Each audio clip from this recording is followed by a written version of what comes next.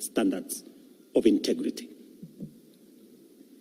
As citizens of this great nation, we all have a duty to balance our rights and responsibilities at all times so that the legitimate exercise of our rights and freedoms does not undermine our broader aspirations to remain a civilized, democratic, and peaceful country governed under the rule of law and institutions of governance for the benefit of all of us. Over the last 1 month, the livelihoods and property of many innocent people have also been destroyed, plunging them into destitution and jeopardizing the welfare of their dependents. The government of Kenya will equally take measures to support these Kenyans on the path to recovery of their businesses. I direct the relevant ministries to obtain, verify, and provide accurate data to facilitate appropriate government action within the next 30 days. I want to give the people of Kenya an assurance that our government listens to them and that for the last 1 month, I have led the government in engaging and listening to citizens from all walks of life as they express themselves in different forums and on various platforms. What has emerged as the foremost national concern requiring urgent and decisive action is the vexing matter of corruption and the non-negotiable desire for accountable leadership and integrity in governance. I have this to say to Kenyans. I have heard you, and I have heard you clearly.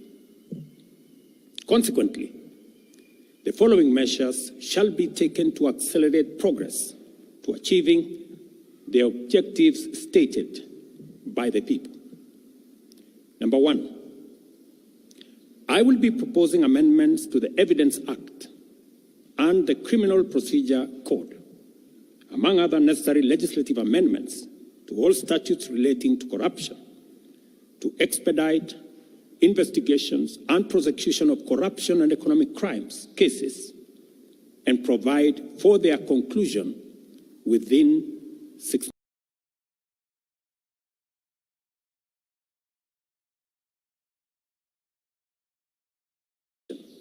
Making it easier and safer for citizens to come forward and report corruption as well as other criminal activities. Number 3, within 90 days, we shall propose amendments to the Public Finance Management Act and Public Procurement and Disposal Acts to overhaul the institutional and operational framework of public procurement, which has been identified as the epicenter of corruption, conflict of interest, and abuses of office in the public sector, with a view to deploying digital infrastructure within the next 6 months. The aim of this measure is to provide an open and transparent public procurement platform which gives open, real-time, and end-to-end public visibility of public procurement from advertisement to award of contract and to whom it is awarded and what amount the people of Kenya will pay.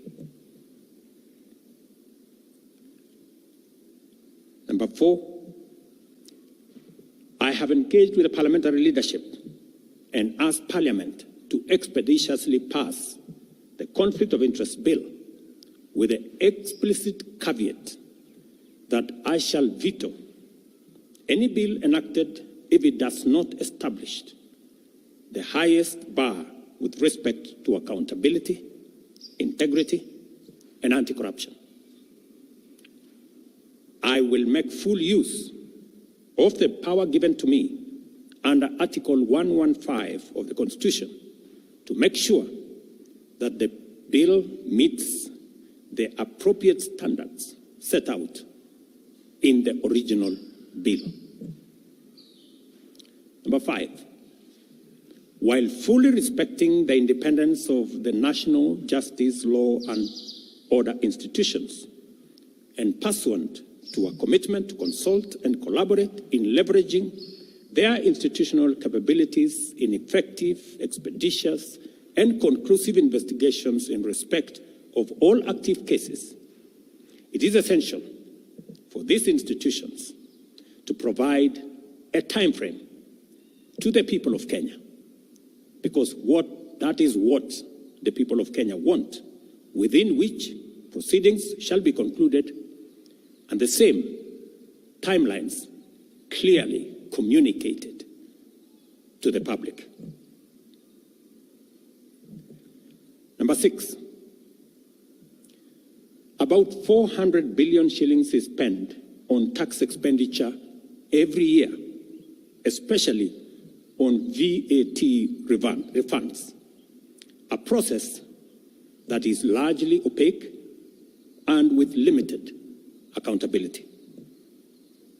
Within 90 days, I will be working with Parliament to provide a legislative and regulatory framework to make this process transparent, open, and accountable, with a view to reducing this huge public expenditure and direct savings from this exercise to the productive sectors of our economy. This is going to be a very important exercise of engaging Parliament in consultations with the people as to whether it is right for us to spend 400 billion Kenya shillings every year collected from the people of Kenya to pay a few companies on matters of VAT refund.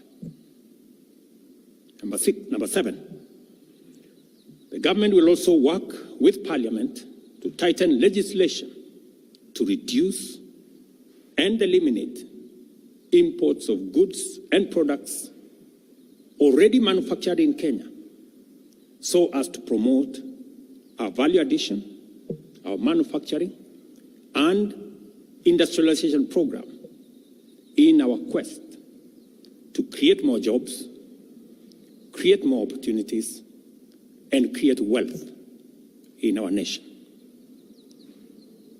We must have a national conversation as to whether we want to be a supermarket for products from other countries, or we want to produce products that we already have manufacturing capacity in Kenya.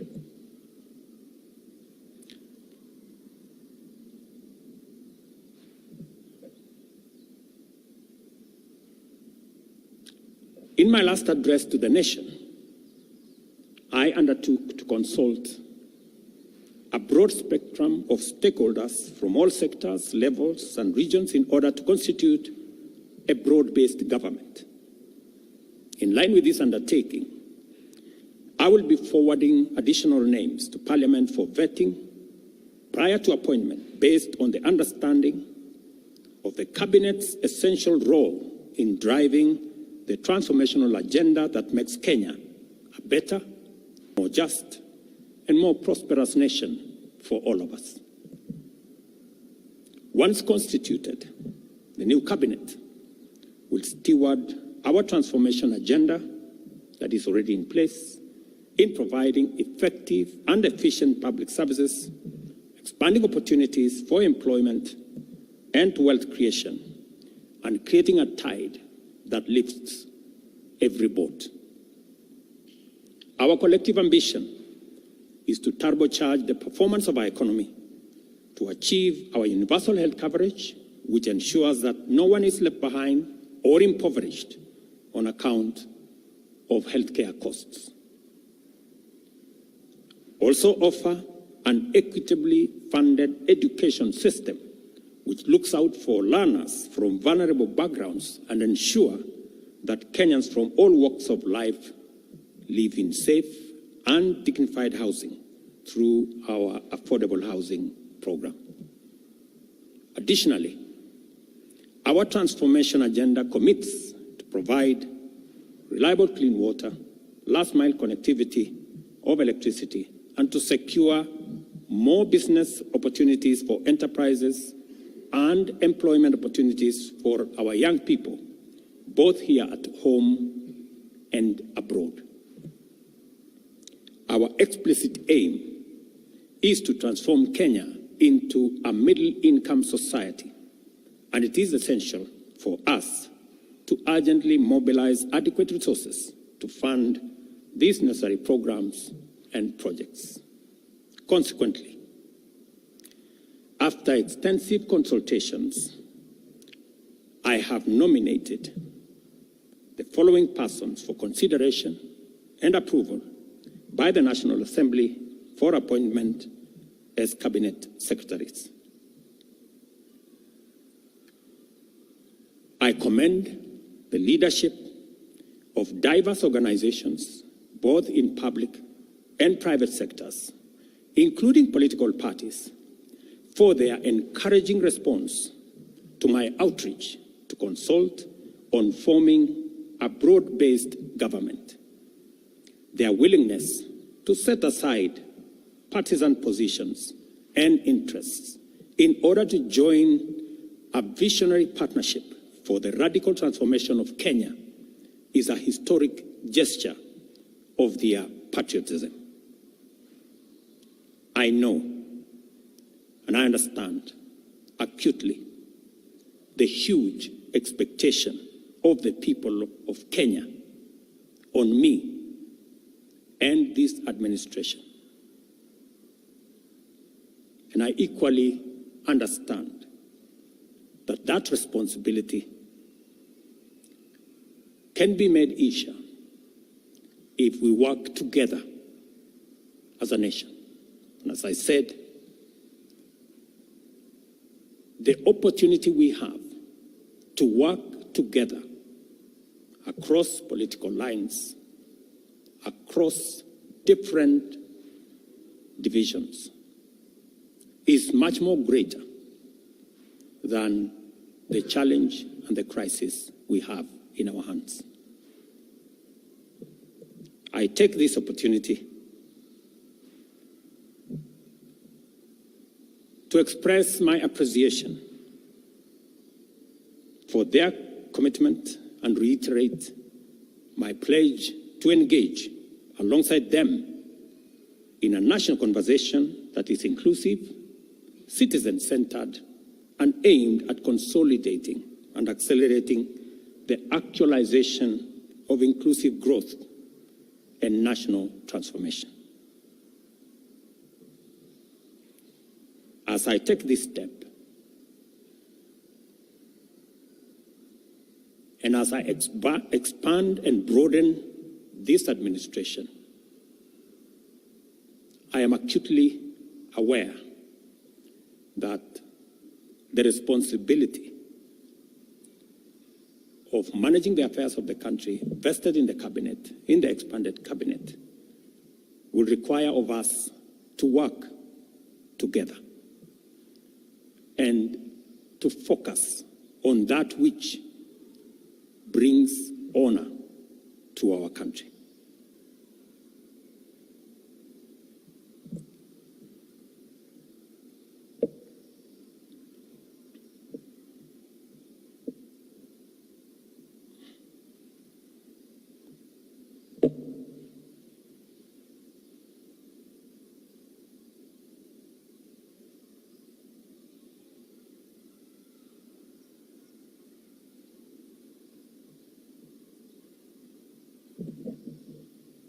I will shortly give you the list of my nominees.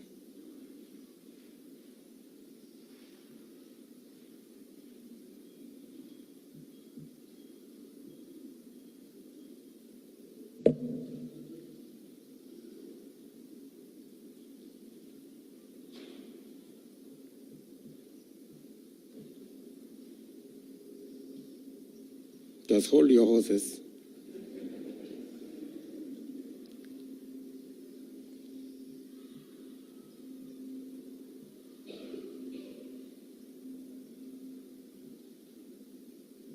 Just hold your horses. Great.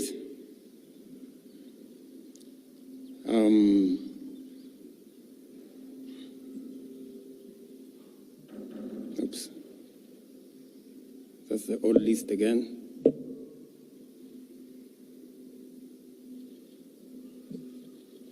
Where did it disappear?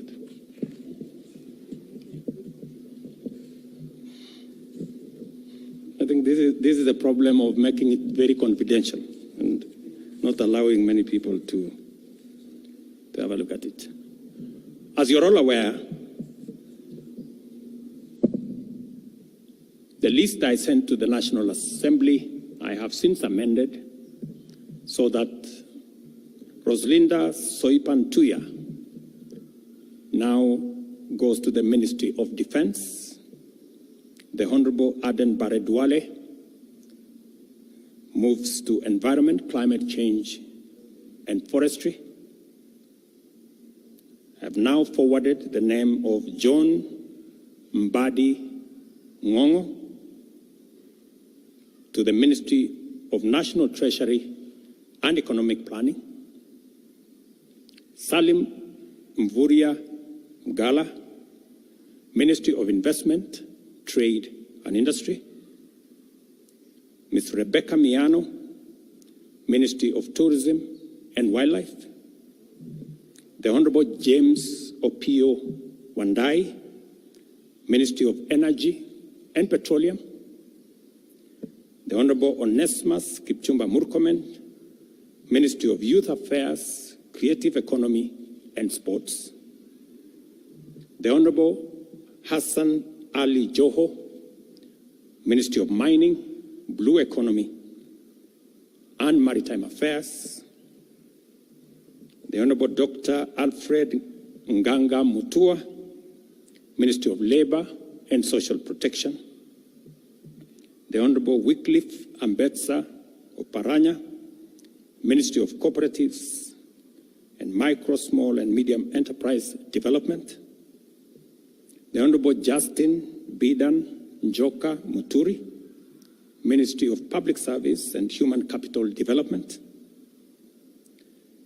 Madam Stella Soy Langat, Ministry of Gender, Culture, Arts and Heritage. I am still working on the other pending nominees, and I will be announcing them shortly. Thank you very much. God bless you. God bless our great nation, Kenya. Asanteni sana.